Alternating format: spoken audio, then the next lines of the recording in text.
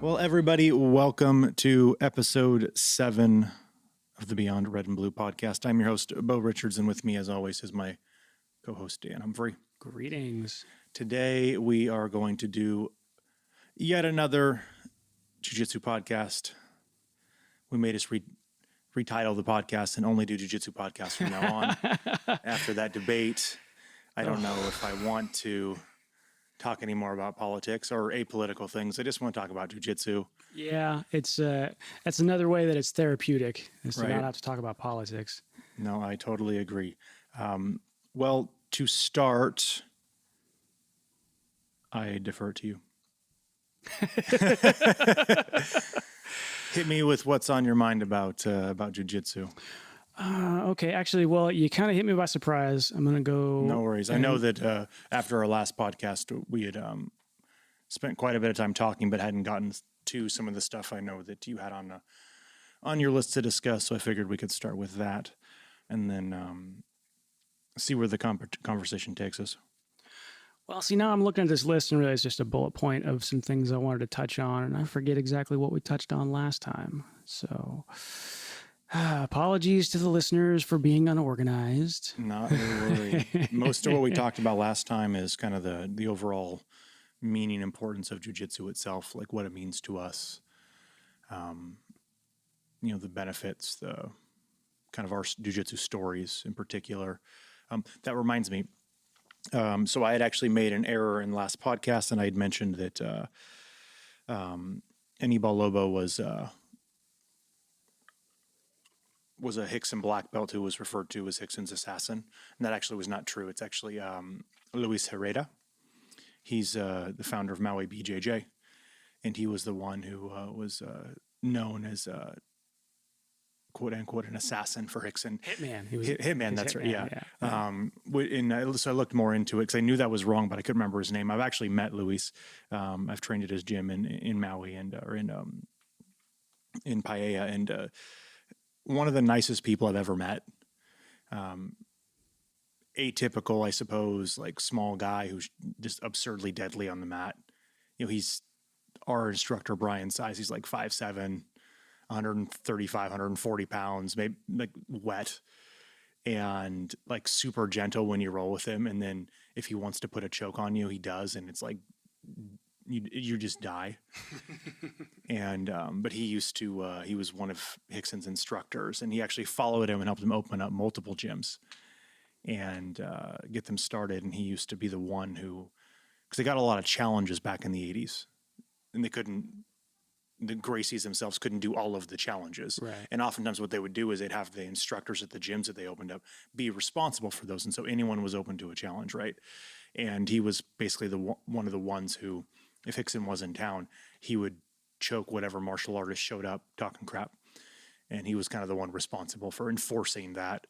And then also just enforcing order on the mats, because you'd get guys who'd come in who wouldn't challenge, but would then also be jerks, kind of like we still do get to this day. And he'd be the one to kind of put them in their place. And it's like a multiple time Brazilian national champion.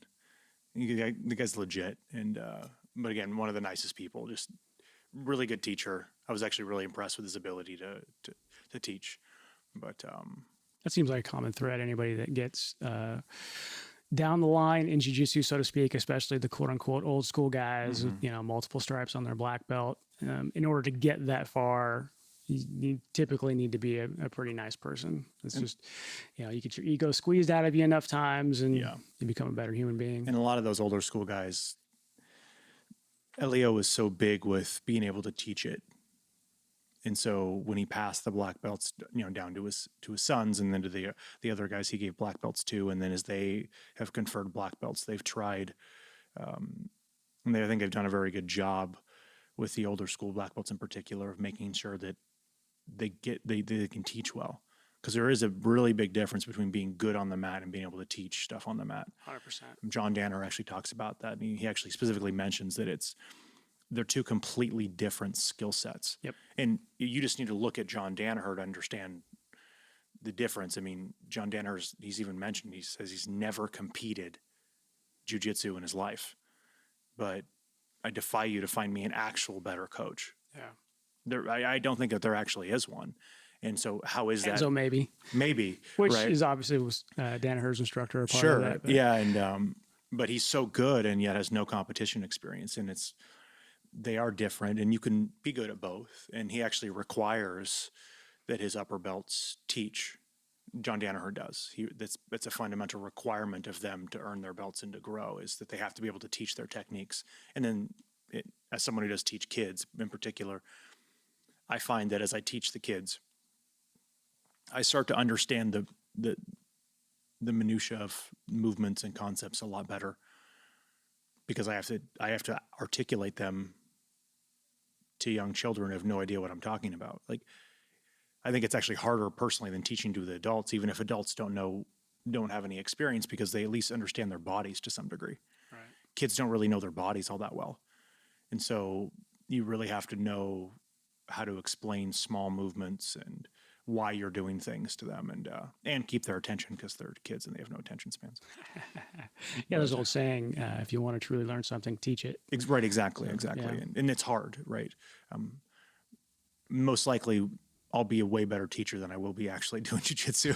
That'll be my luck, but I'm actually fine with that. I would much prefer to be a better coach than a player. So I'm moderately athletic, but I don't have championship aspirations of winning titles and things. I would much prefer just to be able to teach this stuff and help young kids and adults become better humans. That's huge. I mean, I would say in general, at least for me, that is way more valuable than, collecting a bunch of trophies, but Yeah. actually sharing the art with a bunch of people and potentially changing their lives for the better and all that. That's a big deal.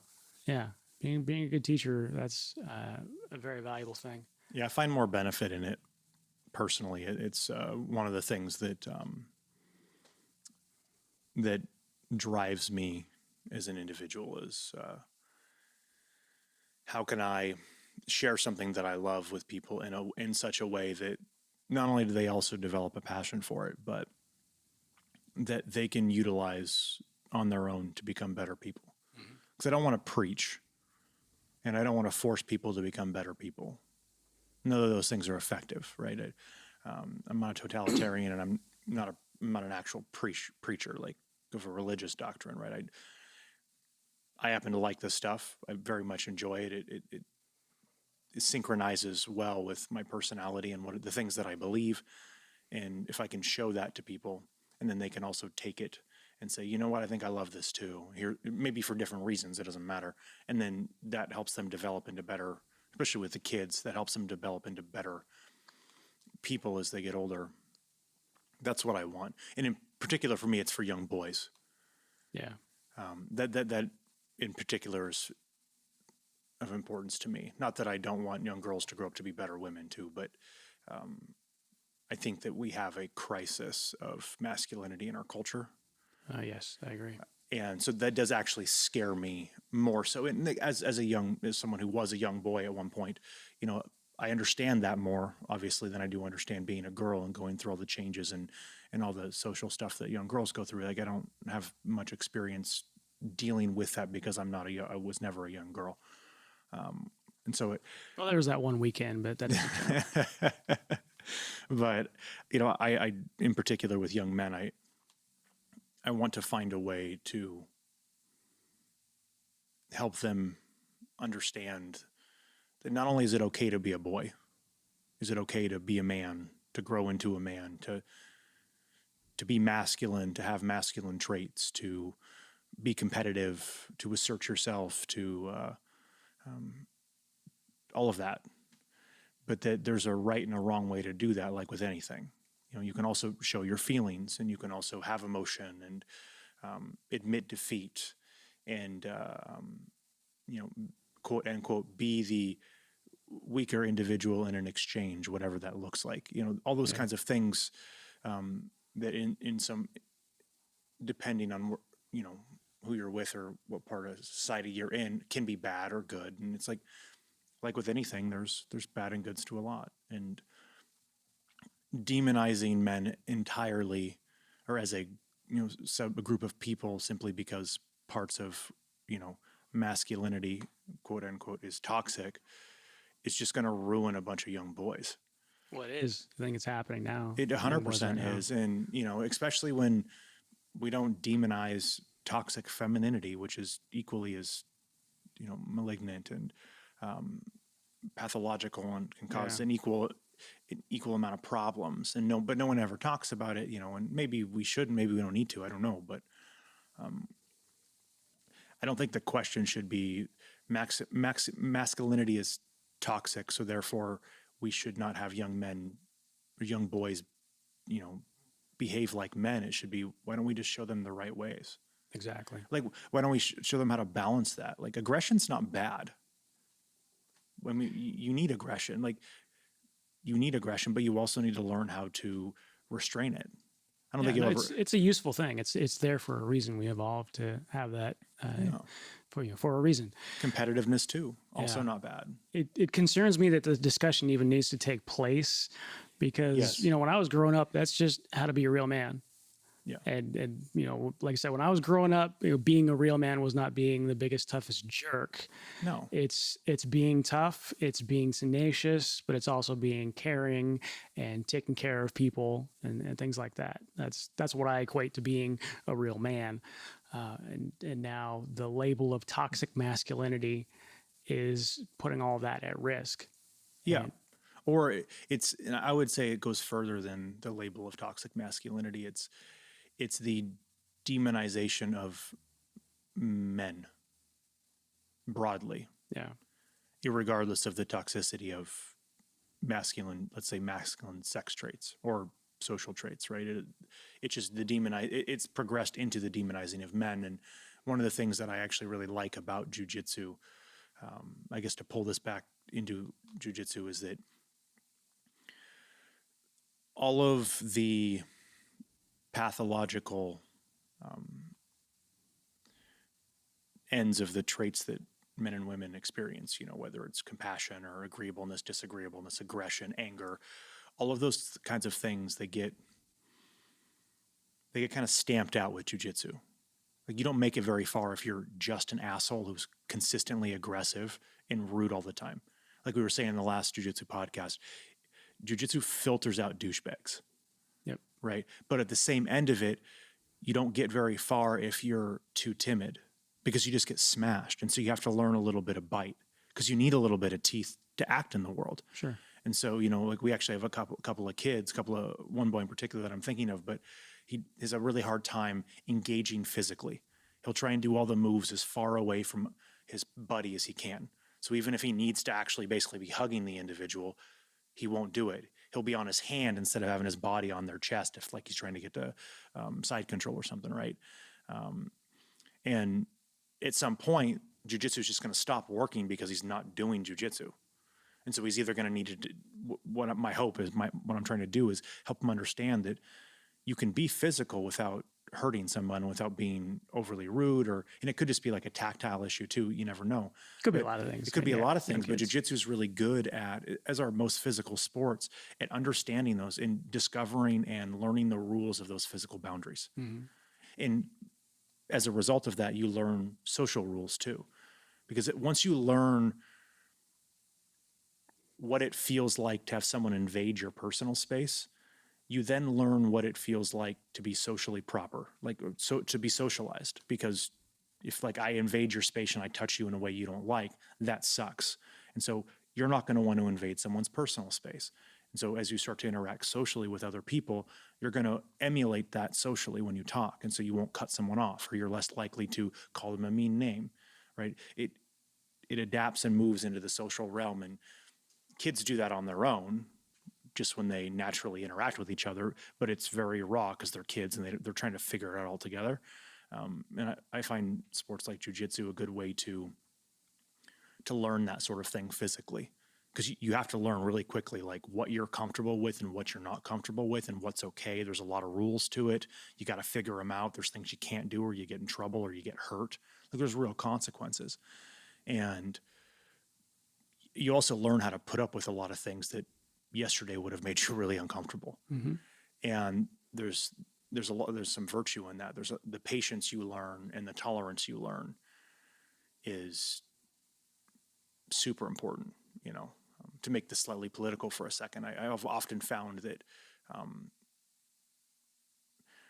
lefties in particular, like more liberal than say center left liberals, tend to be actually quite intolerant.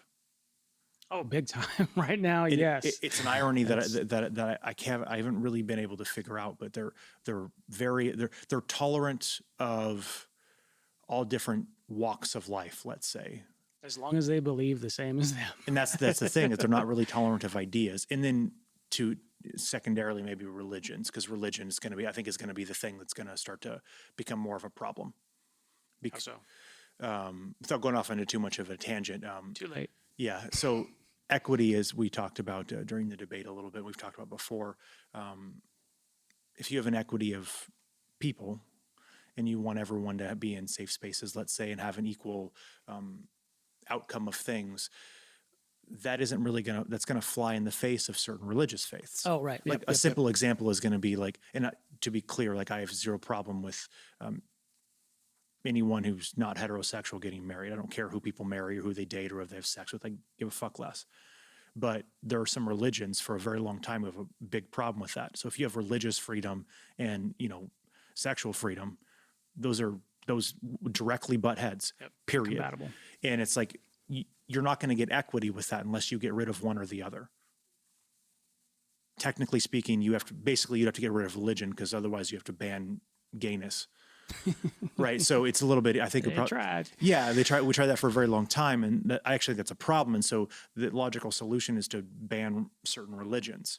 You probably would honestly have more success in a society doing that than you would trying to ban the gays. Well, no, you can't. I mean, you try and do that, it's like trying to ban alcohol. Right, exactly. And so, but there's that intolerance that you see. There is an intolerance of incompatible ideas, and that's bad, because people should have incompatible ideas. They should have ideas that don't agree with each other. That's part of having a free society. Yeah. And then you talk about it.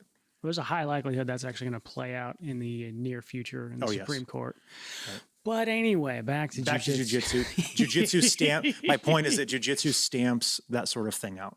Like, you learn how to be very tolerant because of the uncomfortability you're always put in. And so even if it's a physical tolerance, like you learn how to handle a little bit of more physical pain, or just being smushed when no one likes to get smashed into the ground, like you get a little claustrophobic, that tolerance will filter into your tolerance for ideas. It's a natural manifestation of being tolerant in uncomfortable physical situations. So you're more likely to be tolerant in verbal situations, which often, let's say you and I are talking and you disagree with me, that manifests itself physically. I get uncomfortable. I get a little hot under the collar. I start to sweat. I stammer. I get embarrassed. I may actually have anxiety, which has physical ramifications. They're very, very intricately linked. And since you brought that up, man, there's something I wanted to talk to you about, and I'm kidding. Yeah, no, it's true. And it's, really most anything that's physically difficult will teach you a lot of those lessons. I think jiu-jitsu is one of the best vehicles for that, but it's a natural part of discovering who you are as a human being, how far you can go, to test yourself, to get comfortable being uncomfortable. These are all broad life lessons that, if you take jiu-jitsu, and if you stick with it, then you'll definitely learn those. Dan Crenshaw, I just finished his book, Fortitude. It's good. Good? It's good. Yeah, it's very good. He talks about voluntary suffering, like subjecting yourself to voluntary suffering. Yeah, I like that. Excuse me. And I actually think jiu-jitsu is like that. 100%. Yeah. For me in particular, well, think about it this way. I've heard numerous instructors, black belts, old school, new school, whatever, who've said this. Hell, Brian, our own instructors, even said this to me in particular. He's like, you should spend, I'll generalize here. Blue belts should spend their entire time on their backs, learning how to defend from every attack from the back. That's a general statement, but I've heard that multiple times, where you should just spend a year in side control. That's all. You don't attack anybody, just spend a year on side control. That's a form of voluntary suffering, because side control sucks. And if someone's 240 pounds and you're on the bottom of them, every day for a year, that really sucks. But what happens at the end of it is that no one fucks with you when you're in the bottom of side control because you're really good at getting out of side control. Right. And I mean, who wants to voluntarily put themselves in the bottom of a mount, in particular in the gi? Like, that sounds horrible. But the only way you get good at escaping the mount, not getting choked in the mount and not getting crushed in the mount, is by putting yourself in the bottom of mount. And the thing is while you're doing something like that, that's not what you're thinking about. No. At least not the majority of the time. It's like, oh, this sucks, but whatever. I need to work through it. I need to get better. This is why I want to get better, because this sucks. So you keep working on it. Like we were talking about last, like I think I mentioned this in our last jiu-jitsu podcast. It's like with you in particular, because you have a good mount. Like when I'm in the bottom, I'm thinking of doing like one thing. I don't care if I get tapped. It's going to suck no matter what, because your mount's good. I'm not going to like it, but I'm going to get there. I might even start there, and I just want to get one thing right. That's it. And then I'll keep doing that until I can get it right, and then I'll do a second thing. And it doesn't matter if that one thing is just getting a proper frame, right? Because there's a big difference between your ability to hip into my diaphragm versus my actual like hip line. Sure. In terms of the pressure that I that I feel, right? And so if I let you get up to near my diaphragm or my belly button or my stomach, that's way worse for me than if I can keep you down at about hip level. Yep. Right. And or from getting any higher, because once my elbows get above my armpits, then I'm screwed, right? And so I don't really. You're right. I don't think about it as suffering. I think about it as I'm gonna die a lot of times. But jiu-jitsu is one of the few things you can do that's like a video game, and that you just get repeatable deaths. You can just repeat it over and over again. So I might as well try and just slowly increase through the level, as it were, and just keep going, right? That makes me think of something that Matt Thornton said. Matt Thornton being the founder of SBG, Straight Blast Gym. And out of that organization, you probably recognize the name Conor McGregor. Yep. But there's a bunch of just fantastic teachers. They're all old school, super good. Priya Mickelson's the other one that I remember. Okay, yeah. But Matt was pointing out that failure is not only to be expected, but it's necessary to learn. So if you're drilling a technique, you need to be drilling it to the point where you fail at it, or the person that you're trying to keep from passing your guard does pass your guard, or whatever it is you're working on. Because if you don't do that, then you'll never know where the edge is. Mm-hmm. So you have to find out how far is too far, how far is not far enough, and then you can hone it down to what actually works. But if you never put yourself in a position where you actually fail, you do your very, very best to execute a technique and it doesn't work, that will most likely teach you more than having a successful technique. So yeah, it's part of the deal, man. I love it. My girlfriend thinks I'm crazy when I talk about stuff like this, because all I ever want to do is just fail at life. That's like my goal. Like, generally speaking, it's like what I attempt to do and all the things I do is like, I know and expect failure to come. And so technically speaking, I just want to go and do things until I fail at them. And then, because I know I'm going to get better. Right. Like, I don't look at it as like, I am a failure and I'm a bad person or not good or not deserving of whatever things that I've gotten in my life. It's like, well, no, I'm just going to do this a bunch of times, and I'm going to fail more times than I'm going to succeed. And then one day I'm going to look down and be like, I was so bad at this, but now I fuck everybody up, or now I'm really good. Or, like, we're going to look back in a couple of years and be like, remember when we had no listeners? Yep.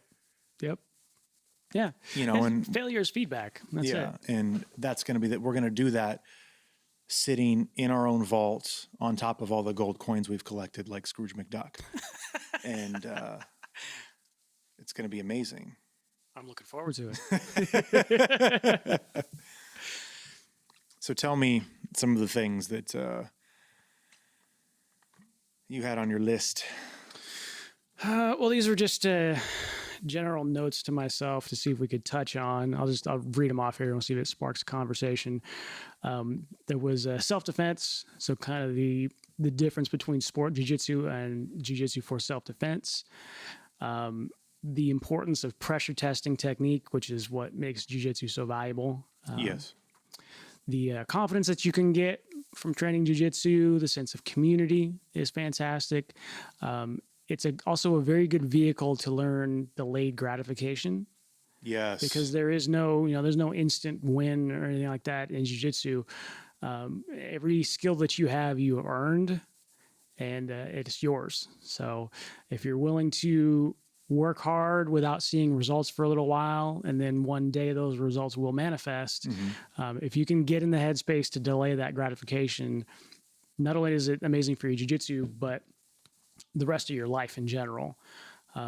Particularly nowadays, because instant gratification it's the norm, really. And really, instant gratification is just, in my mind, good marketing. If you're a person that has a product or a service, and if you can make it more convenient for your customers, then you're going to get more business. That's just real simple. But, fast forward a few hundred years or 150 years, whatever it's been since the Industrial Revolution, to try and make everything as easy as possible. And don't get me wrong, I love conveniences, but we can also lose sight of the importance of delayed gratification. There's sometimes that you just got to work really, really hard and not reap the benefits of that for a while. But at the end of it, you're almost guaranteed to have far better results than anything that you can get instantly. Yeah. So one of my cousins, she's got 2 daughters, and they're like 7 and 11, or 9 and 11, something like that. And the youngest one, the 7 or 9-year-old, we had a get together this last year for Christmas, and it was up in my grandmother's house. She didn't have internet, and it's in the woods. I love it for so many reasons, but partly because there's no internet and it's in the woods, or at least the internet's really slow if she does have it. And she had a little, like a iPad to do like games and stuff on it, which was appalling to me because it was a 7-year-old with an iPad, but I think that's common now. And she like threw a tantrum because like she couldn't get her iPad to work. And I think it was because the internet wasn't working, or wasn't there, but it could have also, I think it might have been too, just because the iPad was dying or like needed to be updated, or the programs weren't working. And there was like no troubleshoot. There was no, I'm going to go do something else. There's no, that's okay, I'm going to go talk to my family. It was just like immediate tantrum, screaming and crying. She threw the thing down, kicked her feet, had a fit in the middle of Christmas. It reminds me of that instant gratification. It's like, you don't get what you want, it's a big problem. Yeah. And like, that's the kind of stuff that I see with kids, is they get so, kids in particular, you actually see this. This is one of the biggest criticisms of millennials, actually, of my generation, is, they're babies, where they cry over everything, right? We're the snowflake generation, right? And there's many reasons for that epithet, but one of them is that notion of instant gratification. Like, if we don't get the things that we want now, it's like somehow an injustice to our being. And thankfully I was not raised that way. I'm very, very happy for that. I don't know. I would probably be just a horrible person if I was, because I would always complain about all of the injustices in the world. Sure, because I didn't get them. Things weren't fixed immediately. There's a very real problem in that. And I see a corollary between that and things like cancel culture, let's say, as an example. Things like just the political correctness debates that we have going on, where everything is a problem. They seem related to me, because it's a matter of, I want something now and it's not happening. This is a problem. It needs to be fixed. And that's kind of the same argument. In one end, you actually have legitimate problems, and so people should be complaining about them. Whereas not getting Amazon orders fast enough isn't really a problem I think people should complain about, as an example. But it's a symptom of something that's larger and more dangerous, and we're seeing that play out in culture. That delay of gratification, big, really big. Yeah, I think it's one of the keys to having a fulfilled life in general. Yes. And, for kids, it's natural to not understand that. Just consider it a teaching moment if they're having a little tantrum or something. And again, jiu-jitsu is a great vehicle to teach that, if you can get your kids in jiu-jitsu. And if they are willing to stick with it for long enough and they move up and get some skills, at that point they can look back and say, wow, look how far I've come, and I worked so hard to do it. And then it all kind of clicks in your head that, okay, if I work hard for a long time, I can get some really neat things that just take time to happen. There's no instant solution for it. What is how does the saying go? It's not about the belt, it's about the journey. Mm-hmm. Right. Exactly. That just reminds me of something that's not jiu-jitsu related. There's a lot of inequality in the world, and people complain about that for various reasons, some of which are actually valid. The wealthiest people, the average age of like a millionaire is like 55. Mm-hmm. And takes a minute. Yeah, and it's like people complain about inequality and how like the 0.001% have a lot of money, but they're all like 80. Like Warren Buffett's like 89. Like Jeff Bezos is like in his late 50s. Bill Gates is like actually 70. He's pretty old. Trump is worth a lot of money, but he's 70 something. Like all these people are old.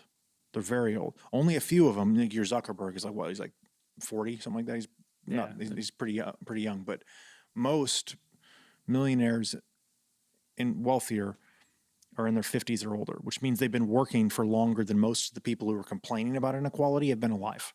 Because most of the people who complain are college students in their 20s.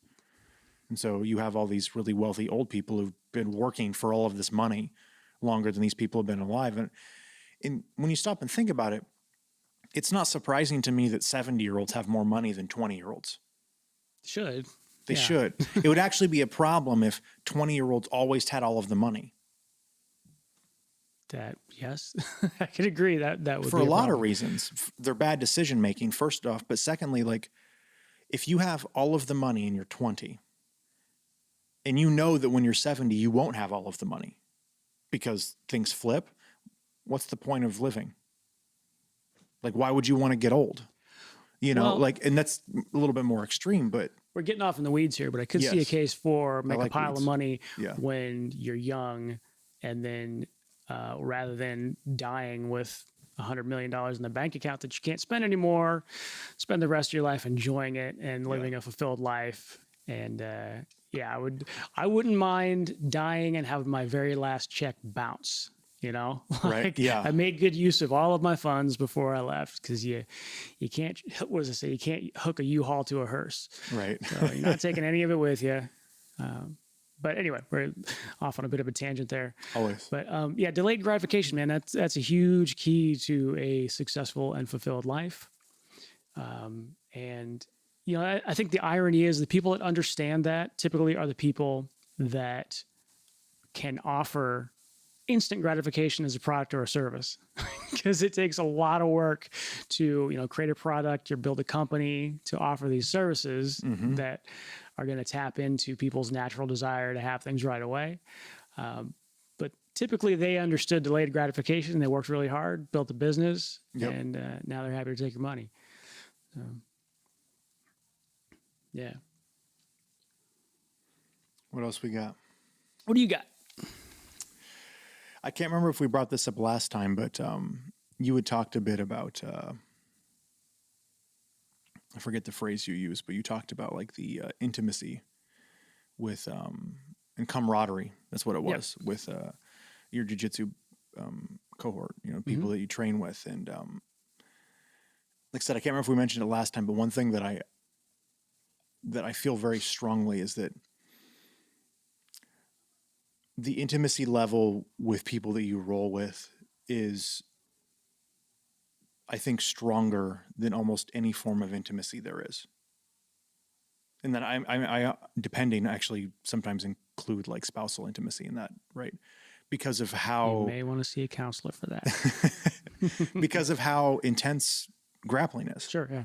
And I know we talked a bit about like understanding the personality of somebody when you grapple with them. But there's an intimacy to being able to read that without getting to know somebody, like verbally. And that's kind of what I mean about, like, say, spousal intimacy is like getting to date someone and talk to them and figure it out and go on dates and talk to them about what they believe and then go watch a movie and hang out and hold hands, all that kind of stuff. Like that takes time. You can fast forward all of that in like 6 grappling sessions with somebody.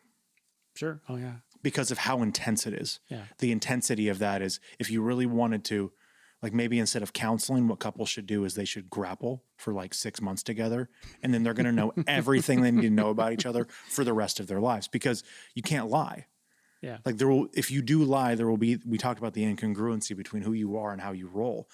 And like, that's a very real, it means that you can tell someone is not honest with themselves, right? You can feel that kind of stuff. And, I remember when I first realized that, I was struck by how intense that was. How intense of a feeling that is. I didn't realize, I'd never heard anyone talk about that part of jiu-jitsu. Mm-hmm. Right. And, it's much more spiritual, which, like I said, I was very struck by it. It happened one day randomly when I think I was rolling with Sean, purple belt Sean. And,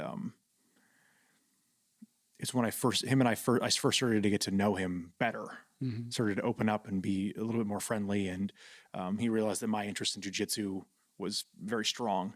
And I wasn't just someone who was just here as a hobby, coming in and out, and then maybe would leave when I got a blue belt. He was like, okay, well, you're kind of here for the long haul.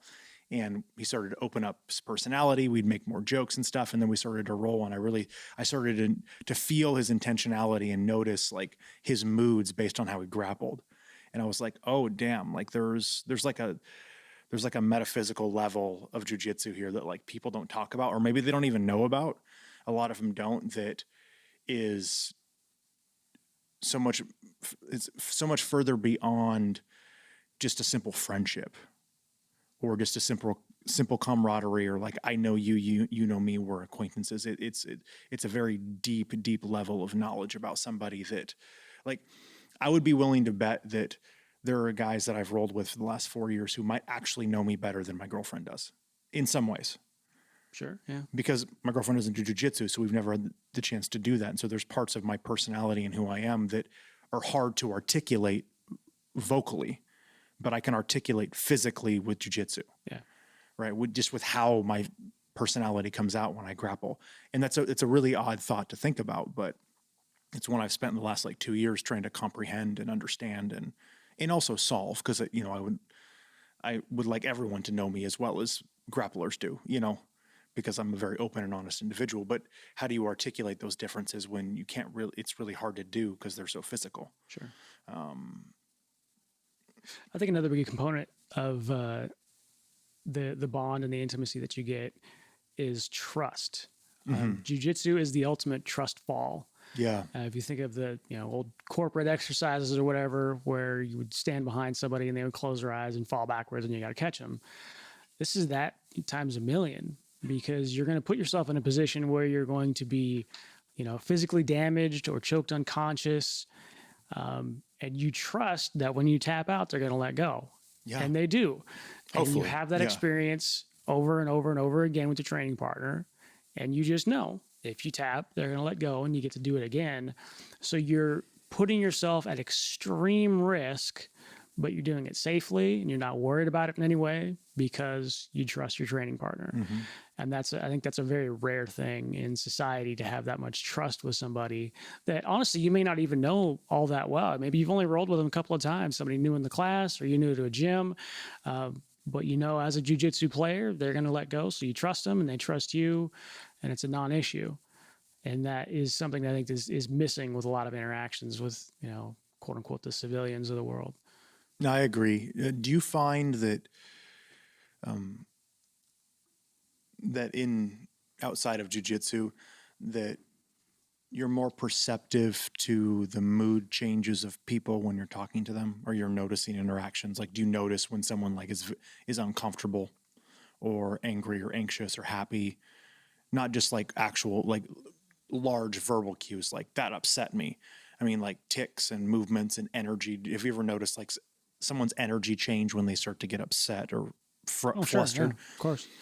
I started to notice that a few years into jiu-jitsu. It was around the time like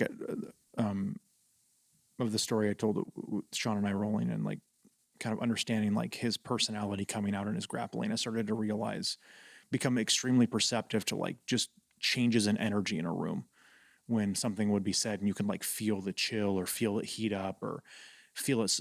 I'd see someone twitch. Maybe it was an innocuous twitch 4 years ago, but now I look at it and I'm like, that person's really uncomfortable. And I think that's one of those manifestations of putting trust in people here in the gym and learning the limitations of people, right? Another part of that that ties into it, at least for me, is that as you do submissions, as you get submitted a lot, and as you practice submissions, for me personally, I can actually feel the limits and the boundaries of the joints in a person's body. So, like, if I'm going to armbar you, I can tell before you'll tap that you're about ready to tap because of how you move. Oh yeah, for sure. So, like, even if it's something like a big movement, like let's say you're on your side and I'm armbarring you, and you'll shove your shoulder into my thighs, right? Because you want to get your shoulder off the ground to allow for a little bit more room so that the arm doesn't break. You'll try and turn and move, whatever. Those are big movements, but I can feel smaller movements. Like I can feel the tendons in the joint in your elbow like constrict and get tight, and the slack gets pulled out of it, and so I know that it's about to break if I keep going and you don't tap right. I mostly feel it with heel hooks. I can feel it on my own, but I'll feel it with other people. I'll put a heel hook on, and I can actually feel the knee like seize, like the actual knee will like get tight, and there's no more wiggle room. You don't really have that because you're super bendy, as an example. But I can feel though when that'll happen with you. Yeah. It takes a little bit longer than with someone else, but it seems to me there's a direct correlation between understanding those moments and understanding barely visible cues that people give off when their mood shifts in conversations. My brain has correlated those two things, and I can't figure out exactly if that's real or I'm just making that up. But I think as a result of becoming more sensitive to people as they've put their trust in me to not, maim them, I've learned how to pick up just naturally those kinds of things in social interactions too, so that I'm better able to navigate my way through interactions when people are uncomfortable or happy or angry or mad or whatever, which I find very interesting. And like you mentioned in particular with a society that there's a dearth of, I think, social interaction in particular, like physical, like in-person social interaction. yeah. You can Even before COVID. yeah, but you because of online media, it's a lot easier to just do things online, and you already lose that skill because we naturally have that skill, right? We naturally pick up on cues. That's might be why if you're on a date, you may think it's okay to make a move because the other party gives a cue that makes it seem like you could make a move and it would be not rejected. And you see that in movies. Like the stupid example is like the person who like closes their eyes and like pushes their lips out for a kiss. Like no one actually does that, but to like subtle examples, like looking down to the left or like batting the eyelashes a little bit or whatever. And then you're like, oh, I can kiss you now. Even though nothing's said, you pick that up. I find myself more heightened to those kinds of things. Not those ones in particular, but just movements like that. It blows my mind that that's possible from rolling around on the ground. You just gain a sensitivity to nonverbal cues. Yeah. Most people don't even talk when they roll. I do. I get a little bit chatty. Me too, yeah. I consider it a conversation, and some of that conversation includes words. I tend to laugh. I laugh a lot when I roll. I laugh all the time. But there's the sensitivity grows. And, tell me, how many times have you had it where you're working a submission and you're not sure, there's that battle, maybe you didn't get the best technique, but you're pretty sure you can get it. So you're trying to put it on them. And you might be thinking you're thinking of a different move. You're going to move on to something else, and you see the hand come up in the position to tap. They haven't tapped yet, but they're getting ready to tap. Yep. Which is not necessarily a good habit to be in. But once you see that hand come up, it's like, oh, I'm closer than I thought. And you keep going when normally you would have done something different. Sensitivity to those kind of nonverbal cues. Right. You can't help but gain those if you train long enough. No, very true. And it's, I was a salesman for a very long time, and there was a demonstrable increase in my sales very shortly after starting Jiu Jitsu. And it's hard to attribute all of that success to just doing Jiu Jitsu. I made a lot of other changes, and so in my life in and around that time. And so it's possible that it was other things, but I do firmly believe that not only the confidence you get from doing jiu-jitsu, but being able to understand those verbal cues when I'm Non-verbal cues. physical cues when I'm in front of somebody. And then also, because I did a lot of stuff on the phone, understanding those verbal cues just via the phone, like how they inflect and stuff, dramatically increased my abilities, or I should say dramatically increased my sales as a salesman.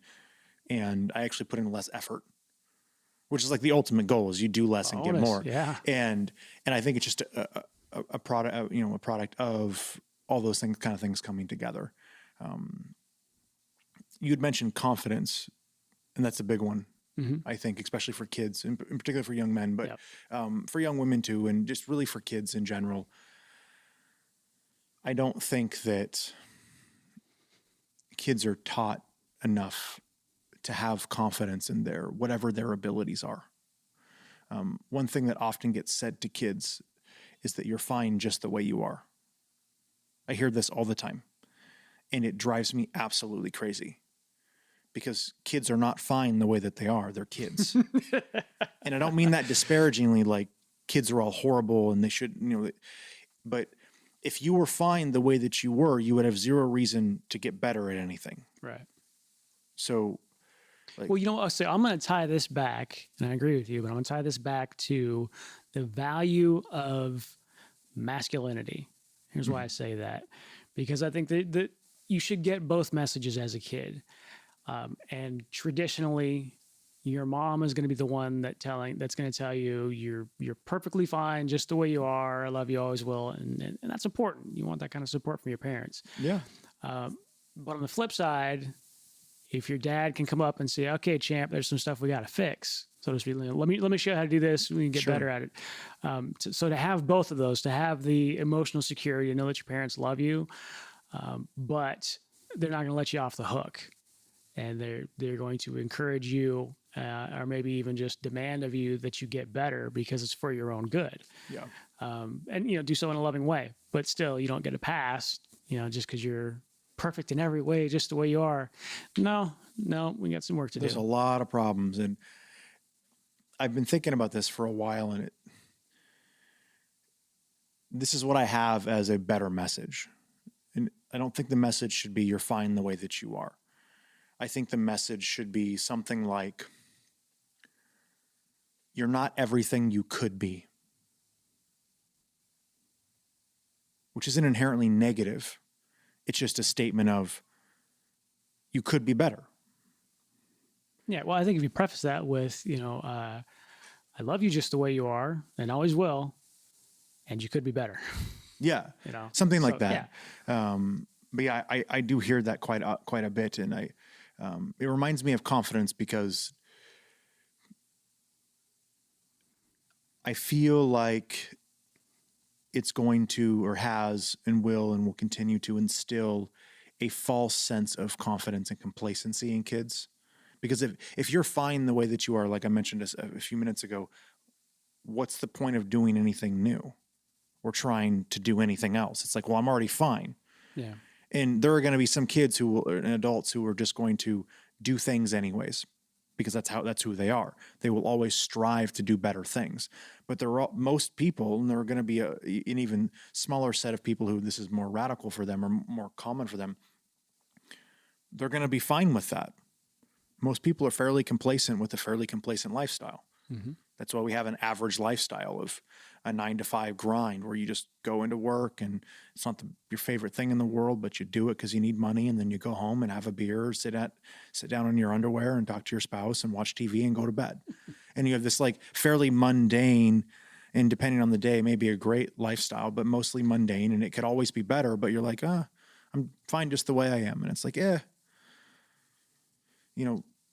you can teach kids that it's not only is it okay to fail and try and be better, but you should have confidence in your ability to do better, I feel like we will be able to raise generations of kids who will transform this country in a way that I don't think we've seen for a very long time. And because I'm actually worried about the direction that our country is going, and I would love to see I actually try and do this with all the kids in classes is, they'll often ask like, is that how you do the move, or is this right? And I'll just tell them no, because it's not. And I don't sugarcoat it. I'm like, no, we'll work on it, but that's not the move. Like, it's like, did I do this right? And it's like, no, but I appreciate the effort. We're going to work on it some more. Don't worry. We're going to get this. Like, it takes time. I don't need you to do it perfectly. I just want you to try it. Like, it's not about whether or not it's fine because you tried it. It's like whether or not, you got it right. And so you're good. It's like, we always got to be working on making this better. And so I don't want to lie to you and say that it's good when it's not. It's like, no, that doesn't do anything as far as I can tell for your overall growth. Because what if I never get the chance to show you how to actually do it right? What if you never come back? And then you think you know how to do something and you're actually just really wrong with it. And then no one ever teaches you. It's like, I don't want that. Yeah. I don't want to consistently put a bunch of 7-year-olds down and be like, you're horrible at this. Like, you're not going to be good for a long time. Like, you suck. Like, I'm not in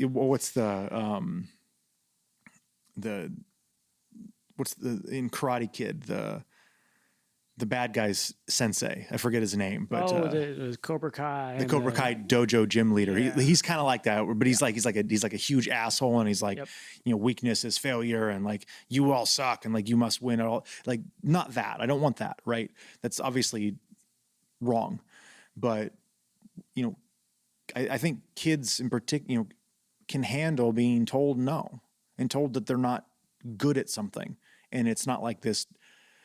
It doesn't break them to the point that they can't psychologically recover. Like Right. I feel like this notion of you're fine the way you are is like a coddling of kids. It's like, I don't want you to experience trauma in any way. And it's like, then what about when they experience trauma when they're 20? What about the kid who never experiences trauma because they've been coddled, they've been given trophies when they don't do well in sports, and they're not failed because they're unique in school classes because they have different ideas or don't pay attention or whatever it is, all the coddling that goes on. And then they go to a college where, as much as the colleges try and protect them and provide safe spaces and restrict speech that people don't like, they still have someone on campus who says something mean to them. Like, they're going to freak out. Well, and even more so when they get into the actual workforce. Which doesn't care about any of that. Yeah. They don't want to, most people in the workforce, most bosses and stuff, want to see that you're competent.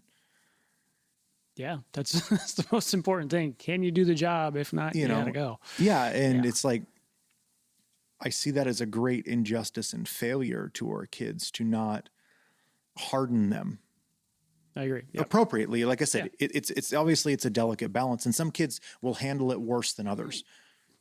How they're made up psychologically, whatever, their personality traits. Like, you can't always be super upfront with kids, because sometimes it's a little bit worse for some than others. And so you gotta balance that. But you want to be real. I think kids can handle realism. I think they can handle that they're not great at something when they have a hard time doing basically everything because they're 7.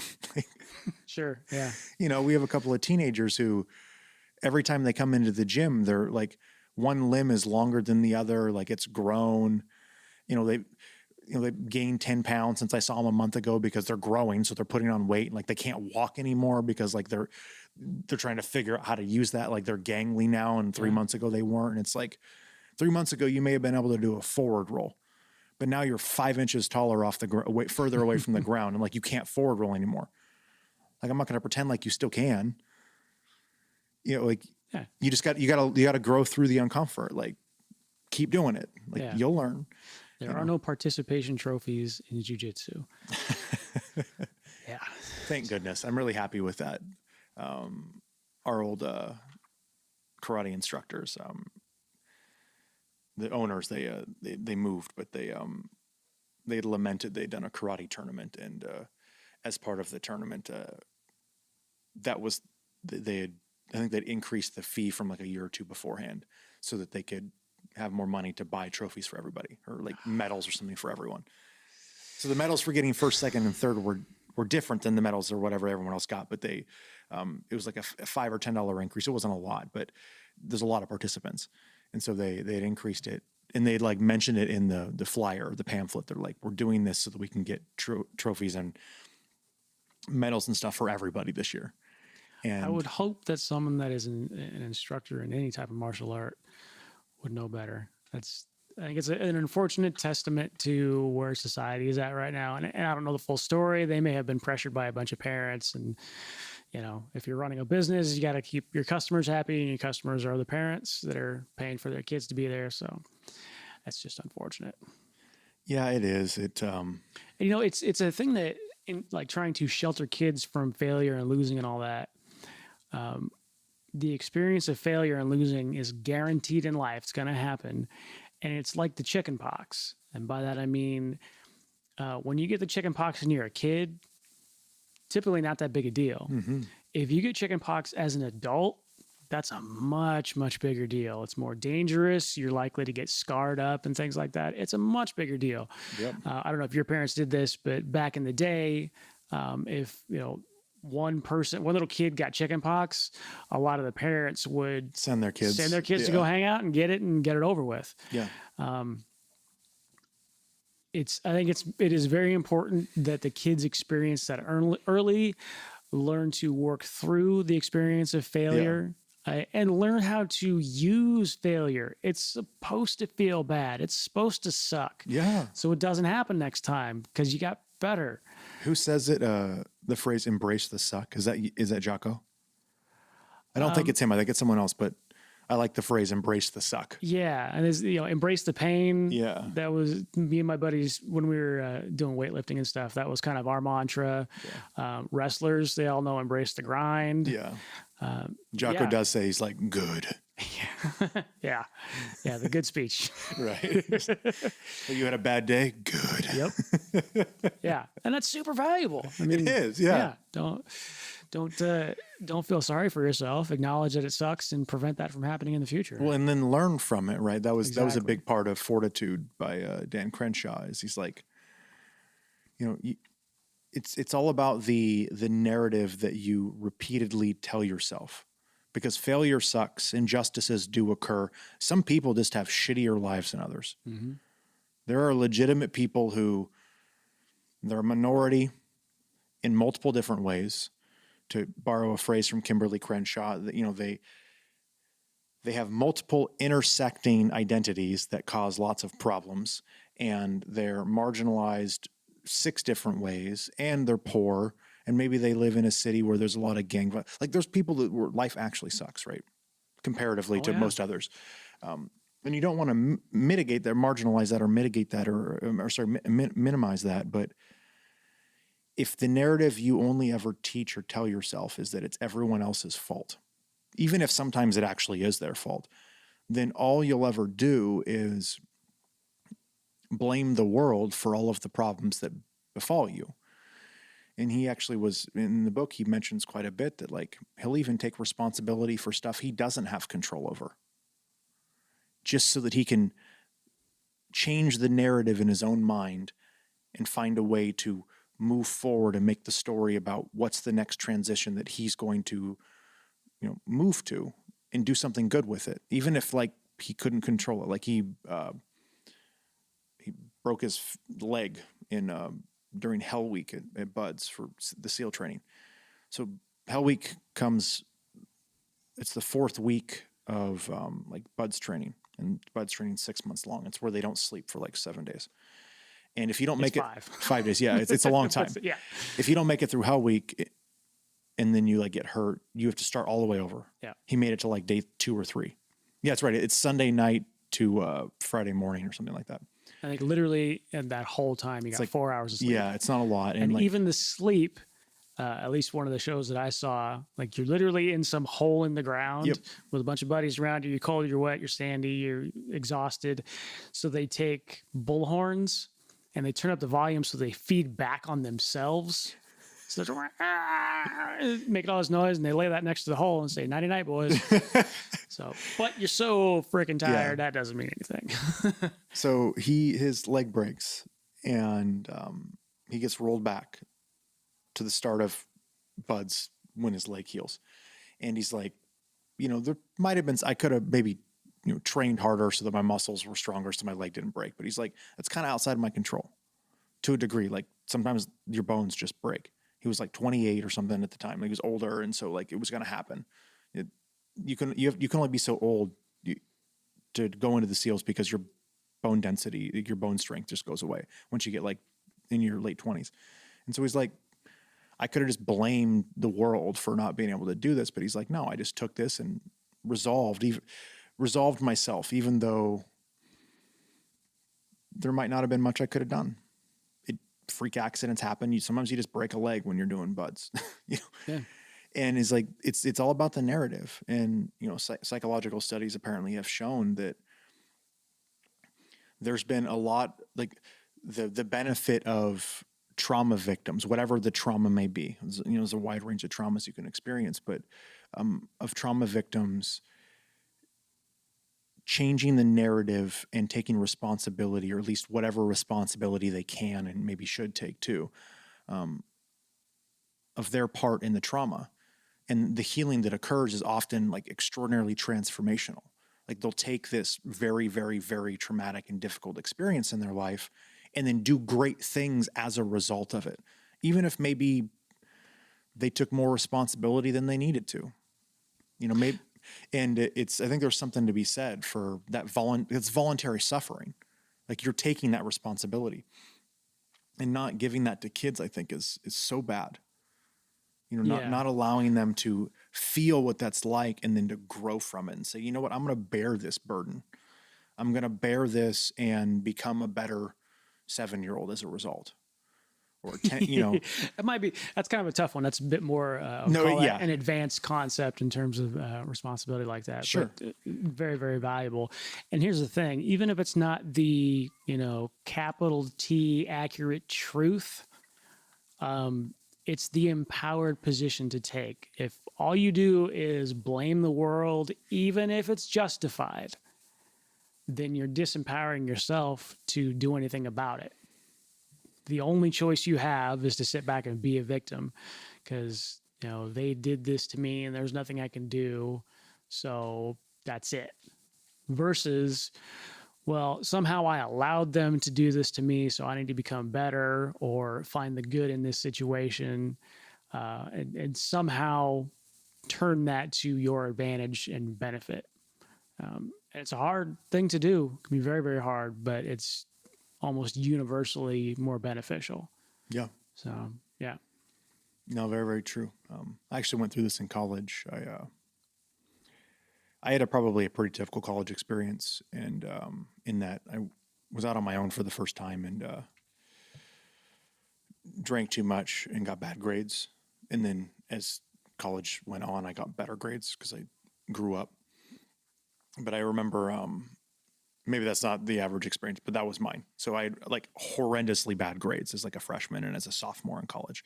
And I think I had like a 2.4 GPA, and maybe even been as low as like a 2.2. It was really bad.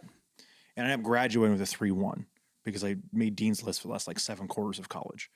And because I grew up, but I was really angry at how, because I'm not a dumb person. Like I knew I could do way better than whatever it was I was able to do, but I was angry at the teachers that I took because of their personalities and the type of homework they gave and their lack of being available for office hours when I could do them. And because they wouldn't answer questions when I'd email them, or they wouldn't answer when I would raise my hand in class, or their TAs were,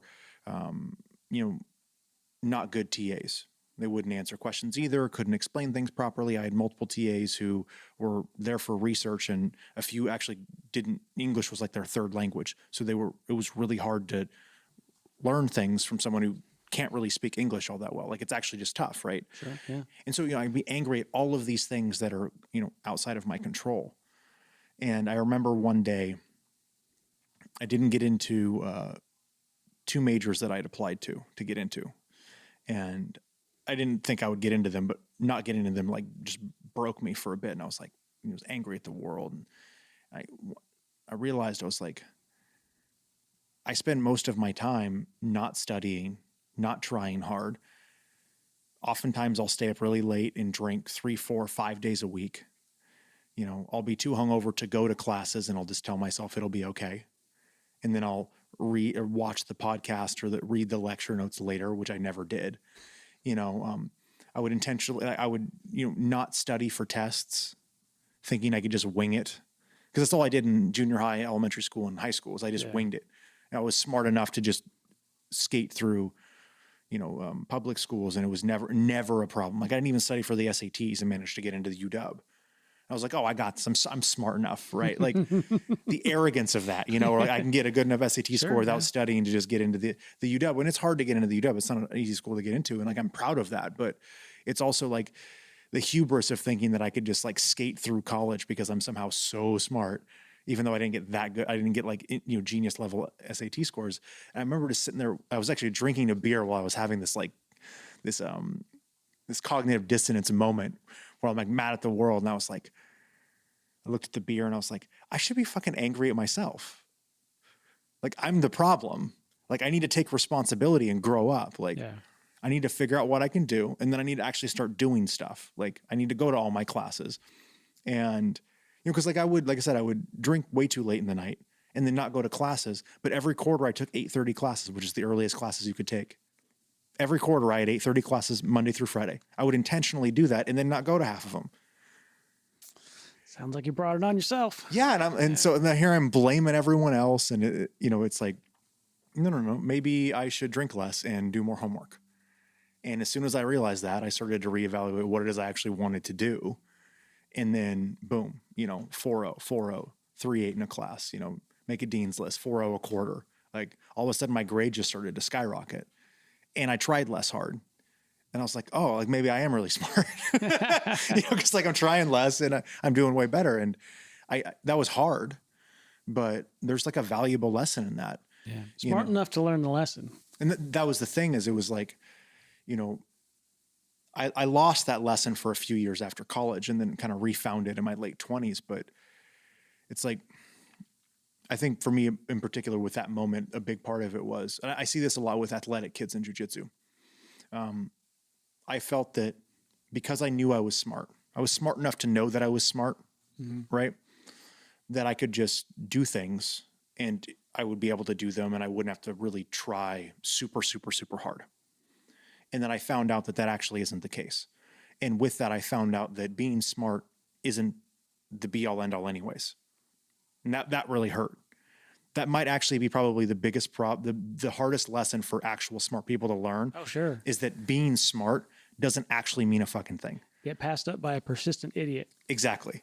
Yeah. And intelligence IQ is one of the biggest predictors of actual success in life, but it only accounts for I think that's like 15% of the variance of overall success. Now that's bigger than like virtually anything else except for conscientiousness, which is like your ability to actually work hard. And that's why you see really intelligent, really hardworking people at the top of every field. Because not only are they absurdly smart, but they're willing to work 80 hours a week. Yeah. But even those two together, it's like 30% of the variance. And so that's a hard lesson to learn though. It's like, okay, well, I'm smart, I'm not dumb, but it's way more important to take responsibility and get your priorities right. And it's okay to fail and not just get everything, right? And then to tie that back into jiu-jitsu, I'm sure you've seen this too, especially being in multiple different gyms. You'll see someone come in and maybe they're a little bit younger, but they're a younger, cocky, athletic kid. Maybe they have some wrestling experience. That's probably the biggest one, or they have MMA experience. And they just expect to get everything. And then their first 6 months, they pick things up super quick, especially if they're not dumb too, because it's a very cerebral sport. And so you see it all in your head, you're physically gifted, so you can actually articulate that physically.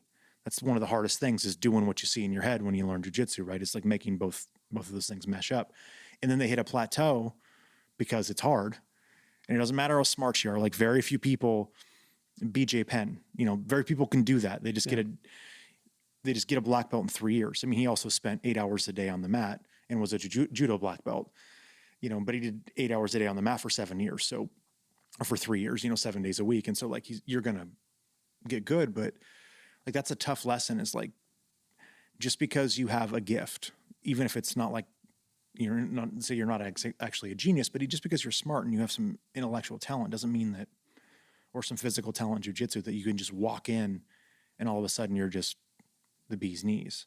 Like, I've heard it's kind of similarly in Navy SEAL selection that more often than not, it's not the gazelles that get through buds. Yeah. It's not the people that are physically gifted, because oftentimes those gifts have made their lives a lot easier. They go, go out to a sports team, and because they're gifted, they do really well. They don't even have to try very hard. And in SEAL selection, they're going to break everybody. That's literally the point, is to take you to your breaking point and see how you deal with that, because that's the most important piece of information that they can get in terms of finding the right people to be SEALs.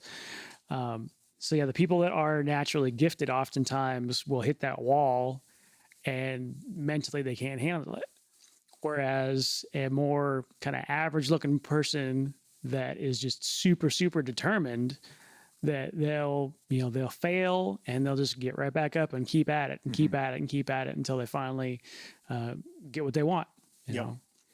No, that's one of the most consistent things I've heard about the SEALs, is that because they, you get a lot of absurd athletes that sign up because it's the most rigorous military training program in the world. It's considered that by Americans. I'm sure somewhere in Russia there's a harsher training program. Yeah. There's the Russians, and the English, like the SAS, have got very legit. I mean, any special forces around the world, these guys are right. But I mean, it's super tough. Like you're talking 20. It's got an 80% fail rate of the people who do it, and that's actually lower than I would have expected. But it's estimated that between 1% and 2% of the actual, because you have to like apply and then they have to accept you too.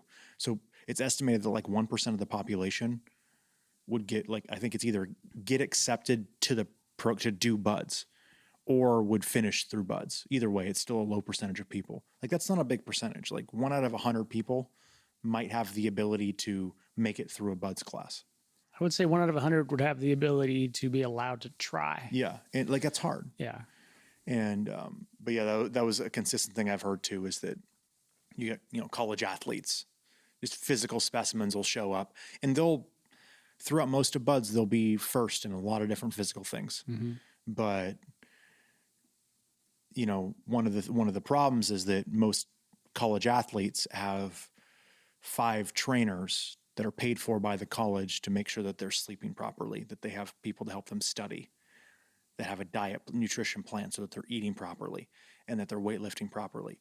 And then to go from that, when you got a little sore, they rub out the muscle so that the stuff that I think is it's definitely good for athletes so that they can stay in tip top shape. Right. But then you take all that and you get rid of it and you throw them on a beach where you sleep 3 hours a night, and they feed you a lot. Like, they probably feed them 5,000 calories a day so that they, at least, I think it's more. It's like 4 or 5 times, but it's like, I'm sure it's not the most nutritionally like best food. Like, I'm sure that between what they feed them at buds and what the nutritionist of the D1 athlete was feeding them is going to be vastly different, right? Because they don't have the ability or the funds probably to like personalize every meal. You just get a crap ton of food. It's probably, steak and potatoes, but you don't get enough sleep. You don't get anyone massaging your calves when they cramp up. You don't get anyone doing a mental health check to see how you're doing. Like, it's none of that. You're just kind of stuck there. And when the shit hits the fan, it's hard to be an elite athlete when the shit hits the fan when you're not used to it. Yep. And so you have, like you said, those unassuming individuals who have there's no backup plan for them. That's right. What Dan Crenshaw says. He's like, I had no plan B. And Jocko says that too. He's like, yep. I've wanted to be a commando since I learned what it was when I was like 9. And it's like pretty much all Navy SEALs, like, they know what they want to do from a kid or maybe from a teen. And they're like, there wasn't a question of whether I was going to fail. Like, I was either going to die or they're going to medically retire me from trying. Yeah. That's it. Like, I'm not going to give up. Like, a joint is going to no longer regrow or heal so I can do this, or I'm going to kill myself. Like, that's David Goggins. I was just going to bring up Goggins. Yeah. Like, he like broke both of his feet and like was still going to like swim 300 miles or whatever. They had like a long swim, and his instructor was like, you're seriously going to go? And he's like, yeah, like, fuck it. You know, he's like, he can barely move and is like dying. Actually, it took him 3 times at that. Yeah. 3 times. And he also did Ranger school too. Yep. So another special forces school. And he, and that one's hard too. And it's like, but he's also like a rare animal. He's a one in a couple million. One in anybody, man. Goggins is a unique individual. he is suffering. Yeah. Like it's his whole day. His wife posted a picture on Instagram of his feet, and then talked about what it's like to live with him and how much she loves him. But his feet are disgusting. They're like horrifically mangled and like blistered, and it looks like he has like way too many toes on both feet. Like, 'cause there's just like lumps and stuff and like welts, and that's disgusting. Yeah. Anyways, what else you got? I think we kind of touched on most of the things I wanted to hit on there. Yeah. And exercise, of course, it's phenomenal exercise. Yes. It's a unique kind of exercise. There's a difference between being mat fit and any other kind of fitness.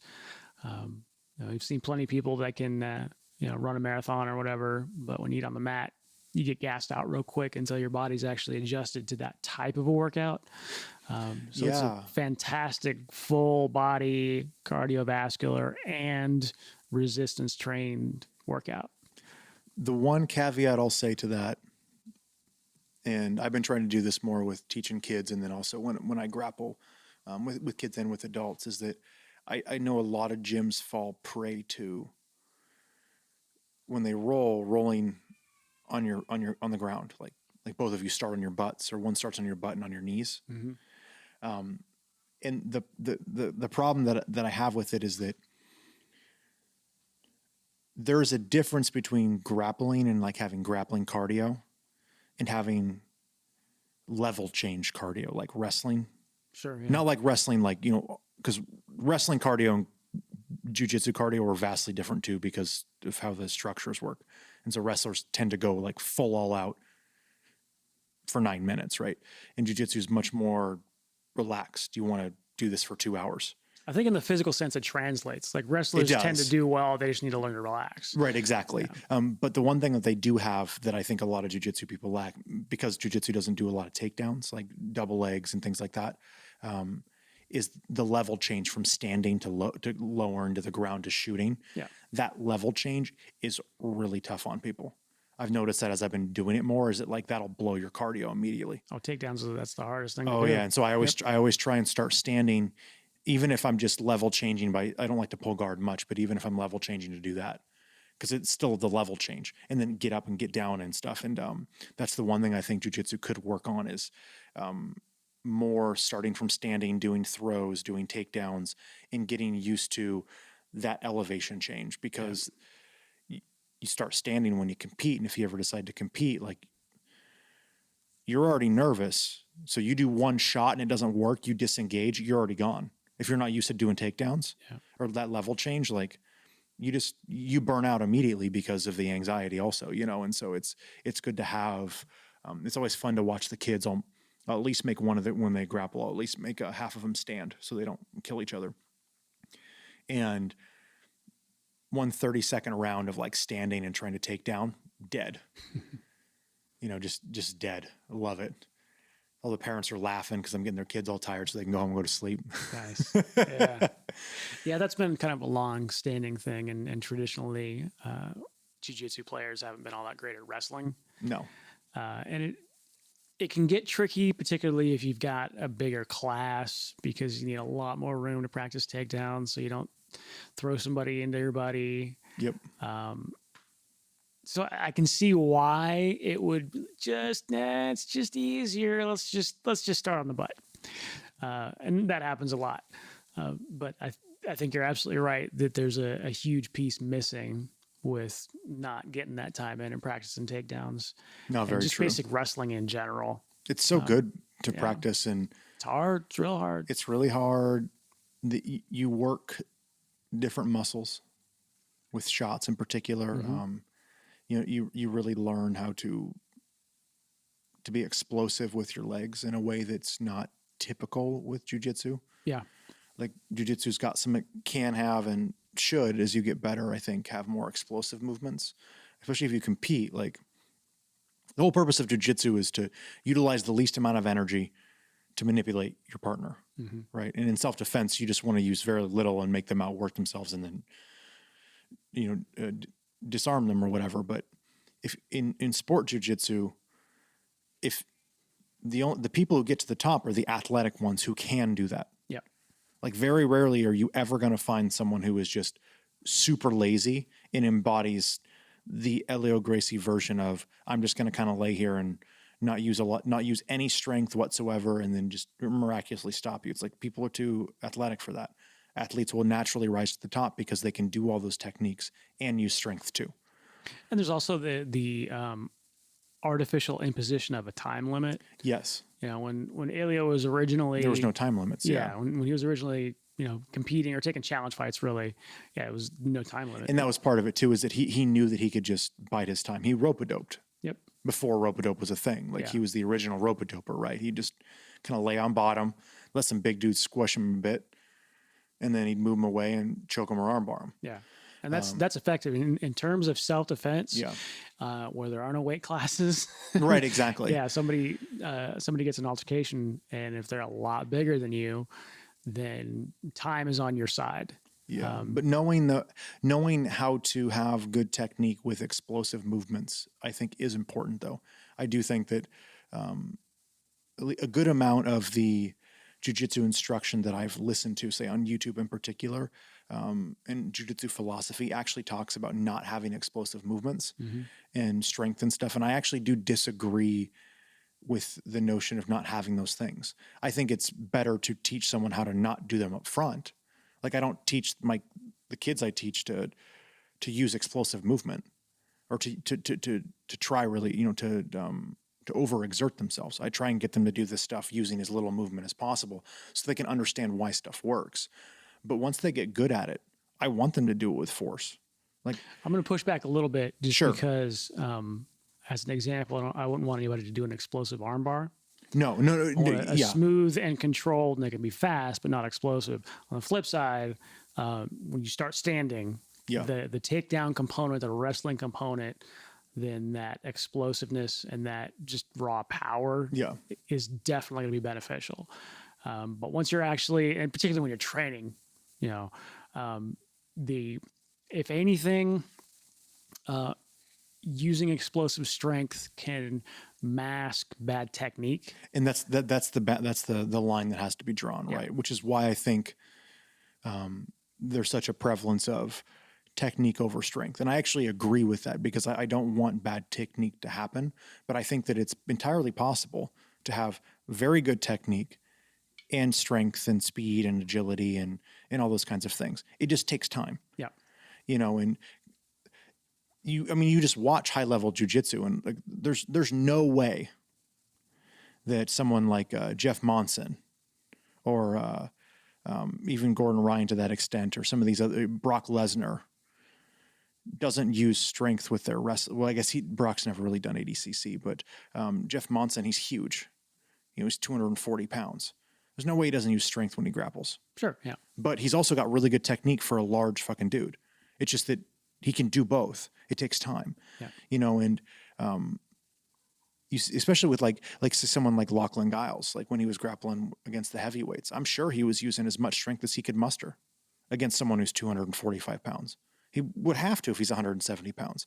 He wasn't relying on it though. And that's the key. The main thing, that wasn't his A game, so to speak. It was, you back up good technique with the strength that you need. And utilize it when you need it, right? Like in my head, what I visualize is like, not necessarily with him, but in my head, I'm thinking of, say, one of the girls in our classes who's technically very sound. We have a couple of girls their technique is very good for, being 12. They're grappling with a boy that's got 60 pounds on him. And they can, do maybe a butterfly sweep nice and slow. Or as the kid gets a little aggressive, thinking he's going to smash this tiny girl, they just add a little bit of power to that lift and just toss the guy an extra few feet to get him off of her. that kind of thing, right? Where you're Sure. you're picking and choosing where you use your strength. You don't got to use it all the time, but knowing that you can use it, that your technique still works when you use it, when you use power, and then knowing like when the appropriate times to use it are. Right. You know, because there's no point to use all the power that you have when you're on the top of cross side, driving a shoulder into their chest. You're just going to waste your energy, right? You're better to just relax and open your chest and put all your weight in one point. But maybe if you're on mount and you know you can tap them from mount, you use a little bit of that power in the hips, right? You kind of learn when to pick it. And that's a hard thing to teach someone. Yeah, it's a tool. I don't know, I'll go back to Thornton and I'll say that slow is fast and fast is slow. When you're training, if you go slow, be very deliberate, and get the excellent technique, you will eventually become fast. That's a natural byproduct. But if you are trying to be fast before you have the technique itself mastered, then it's going to take much longer to actually learn a technique. Yep, right, exactly. Yeah. And I mean, there are weight classes for a reason. For speed and strength absolutely have an impact on what's going on. Yes, but it's not necessarily something that you want to focus a lot of training time on. No. I think I think it's tertiary. Yeah. To the other things, technique, depending on the person, the mental acuity, like their ability to mentally pick it up. Probably it could be more. I think, at least for me personally, it's more important to me. How I think about things mentally has a huge impact on how I actually do them physically. Some people, they don't think about it that way. I'm much more cerebral than most, and so I need that. Some people just need to get a lot of reps physically so they can do it. You know. Right. But yeah, that's been a fun concept to think about it and try and, in particular, to try and teach it without, having kids develop bad technique, right? It's like, I don't do it with most of the kids, but some of the kids, I start to notice them picking moves up and doing it to everybody, and they're doing it well, and I'm like, okay, like let's add a little oomph to your sweep here. Let's add a little oomph to your takedown, to your, to your arm drag. Let's see what happens if you pick it up just a little, pick the pace up just a little bit, try and keep the same technique, and then maybe I'll grapple with him because I'm a lot bigger. And it's like, okay, well, you need to try harder to move me than you do another 12-year-old, right? And so that's when that stuff becomes important, is you learn when to utilize your power when you need to, because I'm off balanced, right? Maybe if I'm off balance, maybe just lifting me to try and sweep me isn't enough. Maybe you have to generate force and drive through me pretty tough. Sure. Because I might have 80 pounds on one of these kids, and that's just realistic physically. Because like you said, there's no weight limits in a real fight. Yeah. And like my one big fear personally is that I will practice lightly how to do all these moves, and then someone's really angry on the street and I'll get thrown to the ground and I'm trying to deal with them, and I'm not used to doing it at least a little hard, and then it doesn't work. I don't know if that's actually a realistic fear, but I will tailor my training depending on that thought. So sometimes I'll go slow, I'll flow roll, hardly any speed or strength at all. And sometimes, depending on my training partner, I'll negotiate, of course, and pick it up a bit and go a little bit faster, go a little bit harder, because I know I can with them. Right. So I can know what that feels like too, right? Because once your anxiety kicks up in a street fight and you're scared and you might actually die, like you want to know what it's like to kind of grapple with that kind of intensity and heart rate. Like that's important, Statistically, I don't think you have anything to worry about. Probably not, no. They say, when you are stressed out like that, then you just perform like you train. Yeah. And we've all had the experience of an escalating roll.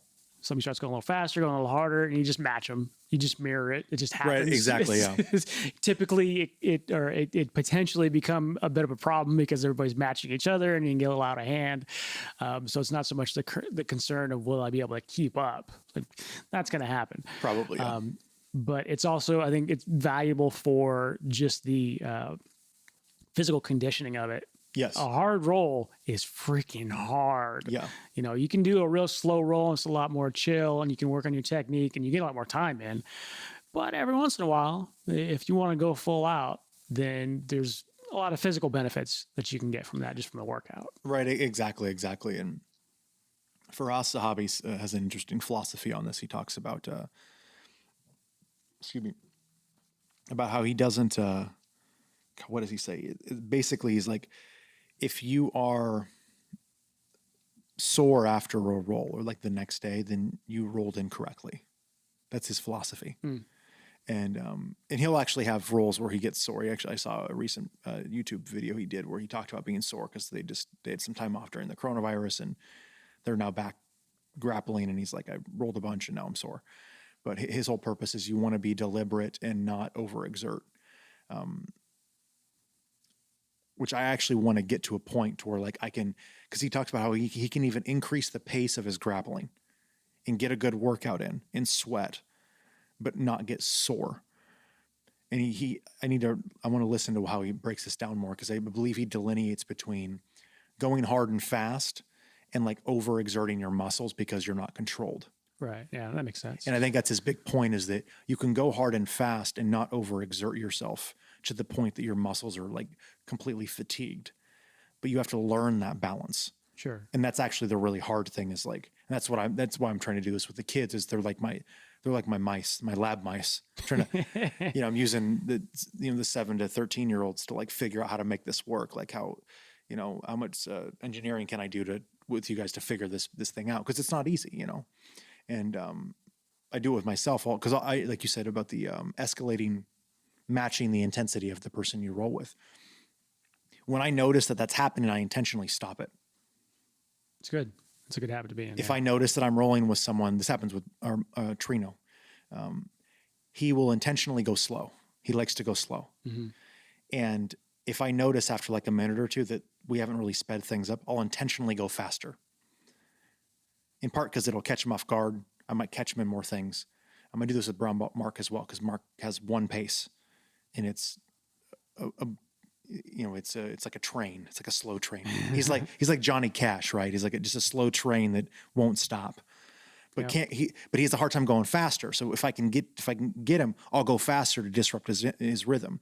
And sometimes we roll with some white belts or some kids or some other blue belts, and we'll start to go fast, and then I'll immediately lock things down and breathe in slow.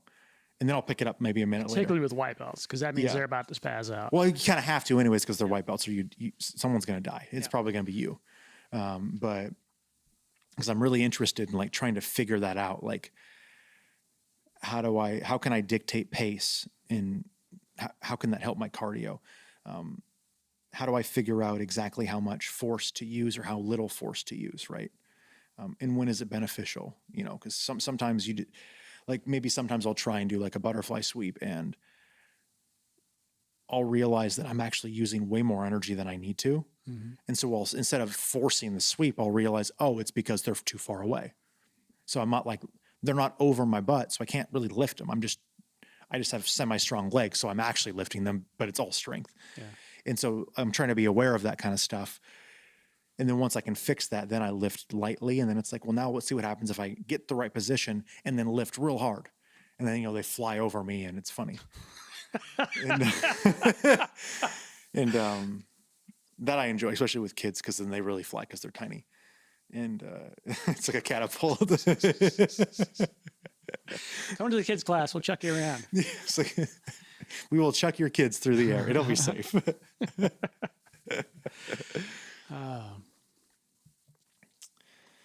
So our last podcast, I talked about how I would love to heel hook Vladimir Putin. Okay, go on. Like, not because just because it'd be fun to grapple with somebody famous, and like it'd be fun to grapple with Putin, not for any other reason but to grapple with him. The heel hook wouldn't be like an indictment upon what I presume are fairly terrible governmental policies, but I'm really thinking that it's just more I just want to grapple with him. Sure, because he knows judo and it'd be fun. For the record, I would just sit guard immediately. I'm not going to let him throw me. Yeah. But it would just be funny to say that I've heel hooked the president of the Russian Federation. I can legitimately say I put a rear naked choke on Hickson Gracie. Yeah, that's amazing. Absolutely.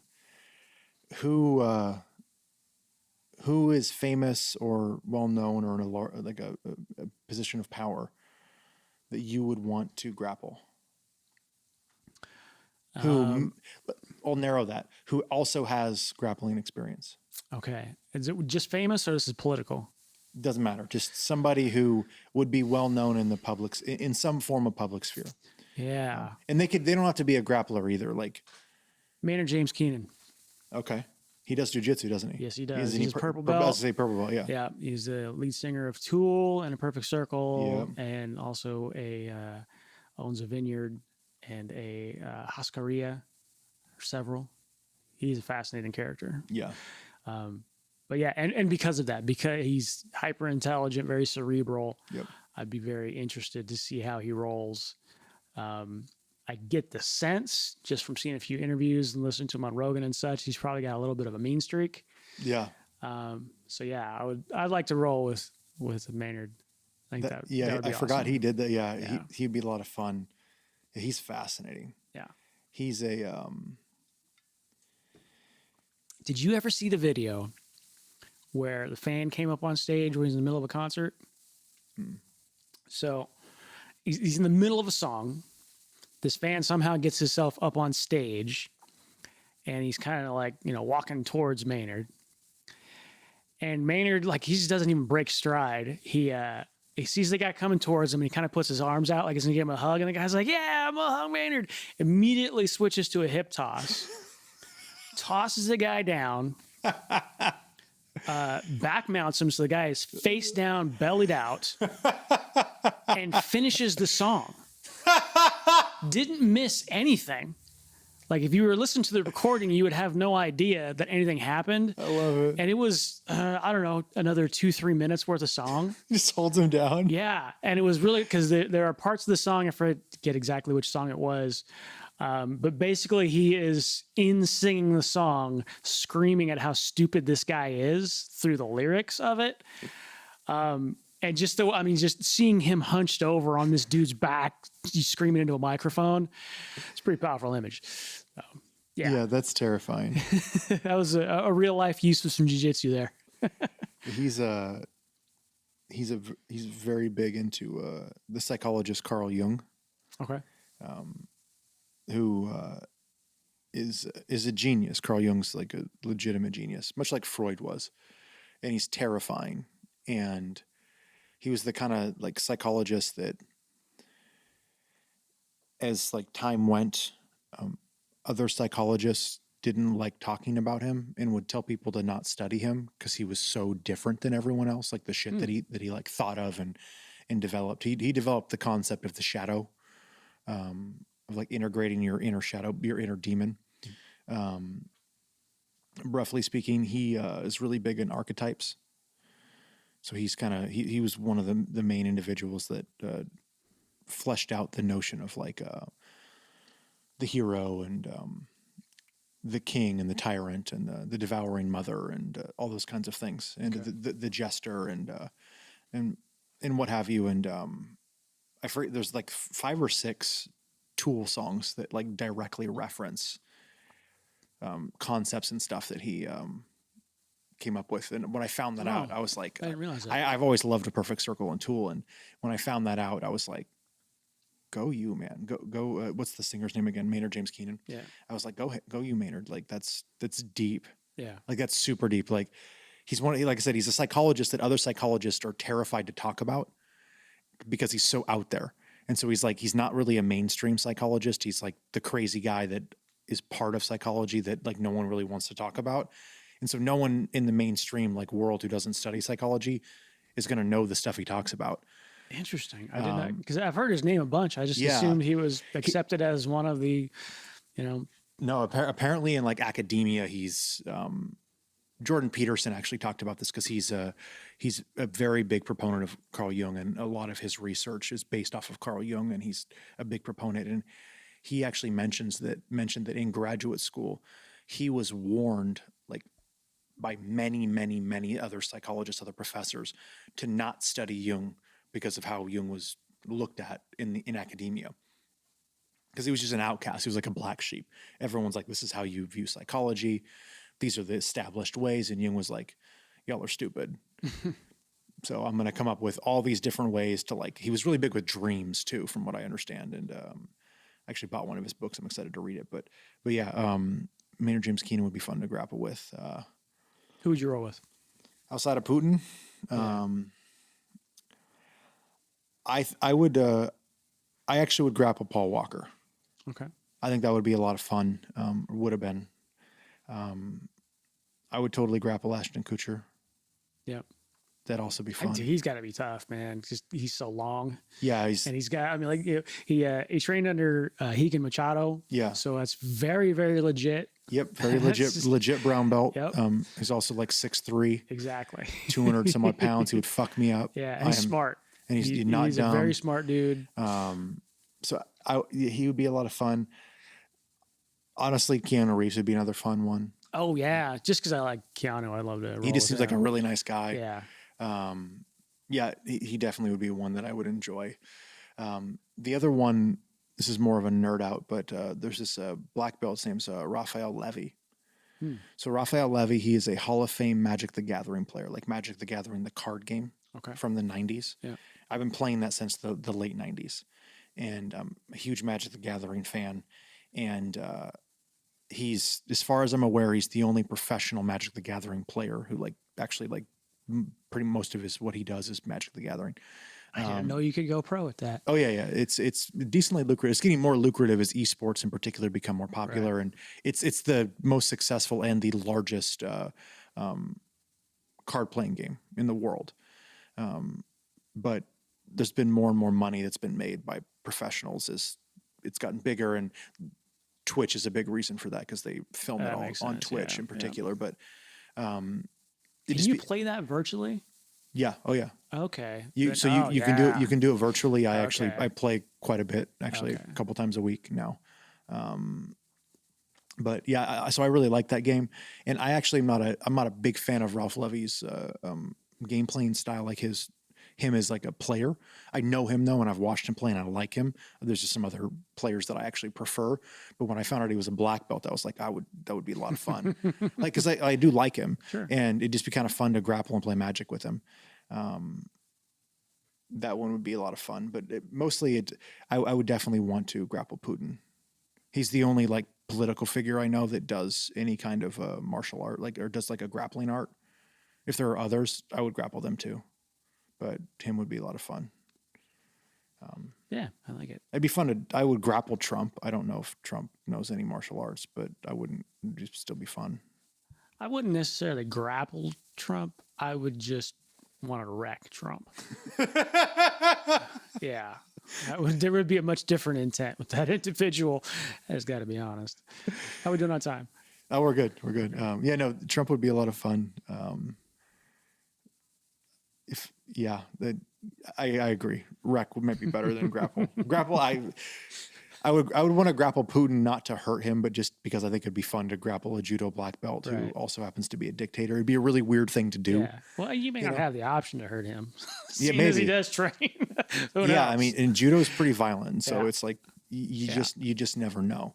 What was that shirt that Khabib wore? If Sambo were easy, it would be Jiu Jitsu. So yeah, they train hard for him. They really Sambo's absolutely absurd. Yeah. Absolutely absurd. But I think the big benefit, I think, to jiu-jitsu is that it's the longevity of jiu-jitsu. Right. It and that's kind of always, I think that's always really been the appeal and the knock. Like, wrestling is harder to do than jiu-jitsu. Like it is more physical. Right. But there's a reason that like 95% of wrestlers in America stop at high school. Yeah. Not a lot of 65-year-old wrestlers. They're very few. And the ones that do, like they're I don't ever want to wrestle them because like they're in better shape than I was when I was 18. Right. But they're also very lucky. They don't get hurt a lot, or they're just straight up broken and they get over it. Too hard headed to quit. But and how many surgeries have they had, and et cetera, et cetera. Well, and you actually see that with Hickson or with Pedro Sauer. Like, they did not do a light form of jiu-jitsu. Yeah. Like these are the guys who were doing all the challenges, all the actual fights, barefisted, hard into the ground, like intense training. There's a price to pay for that. Without soft mats, and so now they're fusing all their joints together, and so as we evolve it into a much more gentle sport, you're going to see people be able to do it when they're that age, it's not a problem, but it does lack some of the physicality sambo, of judo, of wrestling, but which kind of sucks. Like one of the things I struggle with personally is I like that I can do this and will probably do this for until I die. But there's like a very primal, deep part of me that every now and again, I just want to really up the physicality. Yeah, that's not going to go away until you get hurt enough times. At least that was my experience. Yeah. And I wrestle with that, pun intended, to this day. I mean, like I said, I'm 46 now. There are some stuff I should not be trying to do, and there's some stuff I got to stop doing, and all that, because my goal is to roll until I'm much older. Yeah. So yeah, I do need to be mindful of potential injuries and things like that, and not just try and meathead my way through stuff. But I think that's one of the benefits of the modern era of jiu-jitsu, where the old school guys went really hard, and there's something to be said for that. But more importantly, that fundamental technique that they've been refining for so long, and the technique that I really want to embrace. But with the new training methods, we can do that for much longer. And one of the biggest affectors of your ability in jiu-jitsu is your mat time. Yes. So if I can spend less time being injured and more time on the mat, I'm going to get better. Yep. So if I can train safely, which means a bit slower and a bit more deliberate, then I'm just going to get better. So. Yep. No, I agree. And we were talking a bit earlier about how to incorporate strength and like speed and stuff into training without sacrificing technique. And that's what I'm trying to do when I want to add a little bit of that ferocity that you see in like wrestling and in sambo. Is like I'm trying to find out how to do that in micro doses, right? Like when is the best time to unleash a little bit of that anger, Right. or that primal, rage. I think that we all carry, Yeah. Ideally, that's best served in the gym, and the gym meaning like actually just working out with weights and stuff. Yeah. And there's a definite benefit, particularly as we get older, of doing separate strength training. You don't have to. I've seen it argued both ways, but I do believe that if you strengthen yourself outside of your time on the mat, then your body's going to be in a better position to handle all of that. As physical as jiu-jitsu is, it's the movements themselves are much less controlled than just doing weight training. Weight training is very, very controlled, so you can go much harder because you can fail in a safe way if you're, pushing dumbbells or whatever, just set them down, no big deal. But if you exert everything and twist just the wrong way or what have you in jiu-jitsu, now you're injured. Now you can't do anything for the next 5 months or whatever the situation is. Yep. So ideally you blend both of those. You do some strength training, and there you can get as nutty as you want and push hard. But then when you come to class, you're slow and deliberate, and you just happen to have more strength. So when you roll with the bigger guys and you're going slower and more deliberate, you can still make it work because you are stronger. Right. Yeah. No, it's an interesting concept to play with. It's I go back to what we were talking about in the last podcast about probably the thing I love the most about jiu-jitsu is the mental aspect of it. And this is part of that, is that like there's a conundrum in my head where every time I do jiu-jitsu, I feel better about everything about my life, right? It gets rid of a lot of that tension and all that. And part of what I do in my life is I'm figuring out how to do what Carl Jung suggests when he suggests that people integrate the shadow, which is the darker parts of themselves. Like we all have a dark part to us, a dark passenger, as Dexter likes to say in the show Dexter, right? Oh, yeah. It isn't that people are good and some people are bad. Like we're all good and bad. We all have evil to us. And then most people spend their whole lives repressing that and not thinking or talking about the dark thoughts and the weird dreams and the bad thoughts that they have when they're angry at someone and all that. And part of jiu-jitsu, I think, and part of grappling in general is, in martial arts, really, one of the beautiful things about martial arts is martial arts integrates those things because it's physical, right? You're learning how to, like, even if you're doing modern day karate versus old school karate from 100 years ago when it was more effective, like you're learning how to kill people. Like that's hard to do Theoretically. right? So like you're learning how to do that though. And so you have to be able to integrate the darker parts of your psyche in order to actively do that. You can't just be happy-go-lucky and like successfully do that. You need to know how to have a little violence, and otherwise it doesn't work. That's kind of the point. Right. And so it's fun for me mentally to figure out how to feed that and tame it while staying relaxed and flowing through stuff and not spazzing out and expounding energy and going too hard, because there's a balance. There's like you want to, if you were to look at like a yin yang symbol, you want to straddle the snake in the middle. That's the point of that, right? That's one of the technical points of the Taoist symbol of the yin and yang, is you want to straddle the border of chaos and order. And that's what that is, right? Going slow, learning your technique is that order part. It's deliberate order. Even in jiu-jitsu, where there's less order than there's in like weightlifting, because the movements are more fluid, that chaos is unrestrained rage and, power. You got to rein that in. Otherwise you get hurt. And then you're just the Hulk doing dumb stuff. You break everything, right? Yep. People get hurt. And so it's fun for me mentally to try and figure out how to unleash a little bit of it and then pull it back in. Like, when is the good time to add a little oomph to my movements, right? Is it as soon as I mount, when I'm in S mount, or is it once I get a choke locked in and then I do a little oomph to lock the choke in, and then that's then you tap and then we're done, right? Or something, where you add a little bit extra power to the end of that choke, and so they know you got it, right? Or just decide just to go slowly into the choke and just wait 10 seconds until they go out. Like, there's a choice, and you can make both, and they're both fine. Or do you go way too hard trying to pass the guard, and they have good guard retention, so you waste your energy, right? Because that's the other thing too, is like, you got to pick and choose. Maybe I go fast and you're bendy, you're Gumby, so passing your guard is very tough to do. So if I run around in a circle like a dog, after a minute, I can't grapple anymore. So it behooves me to take my time and just slowly pick apart. And then once there's enough space between your elbow and your knee, then I explode.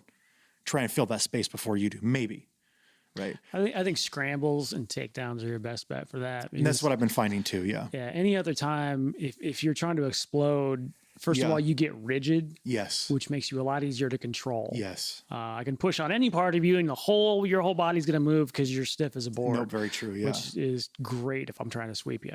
Yeah. The opposite being if you'd be like a wet sand or a wet blanket and just lay on them, that's super hard to deal with, which is why I try to do that. No, there's that back and forth though of like, when is it right to do that? You know, like in the mount as an example, you don't always, if you're on top, you don't always want to just be a wet blanket. At some point there will be enough space. The person will find enough space to get out. So there's times when like maybe they bridge, you actually, you kill the bridge with your foot, right? Yep. And so, but that takes power. You can't do that lightly if someone below you has a strong bridge.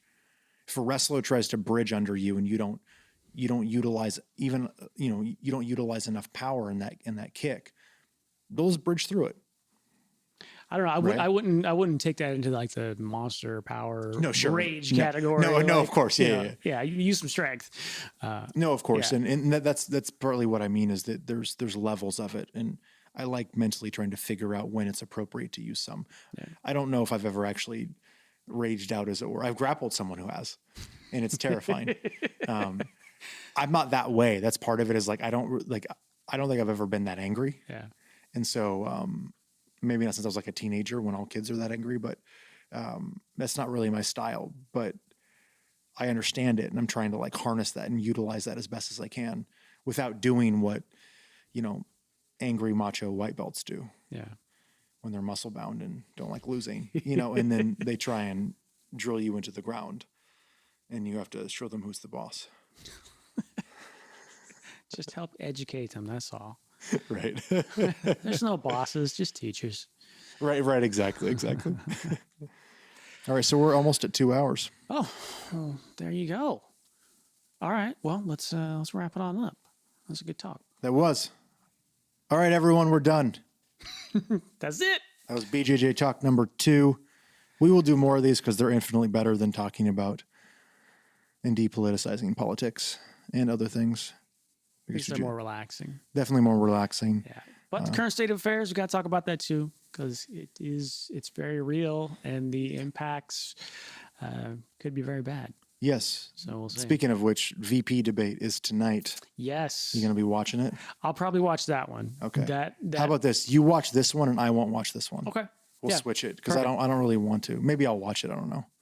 No, this should be at least a bit more entertaining, because that last one was just frustrating to watch. They should be more civil. Exactly. Like, and hopefully maybe they'll actually talk about something of substance. I've never heard Mike Pence speak, so I actually don't know if he can talk. He can do a politician talk. Okay. I've just never had the experience of hearing him literally say words. He can be very slow. He can be very measured, and he can pull up all the talking points. Yeah. He's got that part nailed, which Kamala can do as well. But she can also get more passionate, and she's, as far as I can tell, very intelligent. So hopefully she'll have something interesting to say. I hope so. I mean, can it be worse than? I don't think so. But how many times in 2020 have you thought this is as bad as it can get? So who knows? We'll see. Very, very true. Very, very true. And with that, everybody, this is the Beyond Red and Blue podcast, episode 7, where we talked about jiu-jitsu. Again, we will talk about more jiu-jitsu later.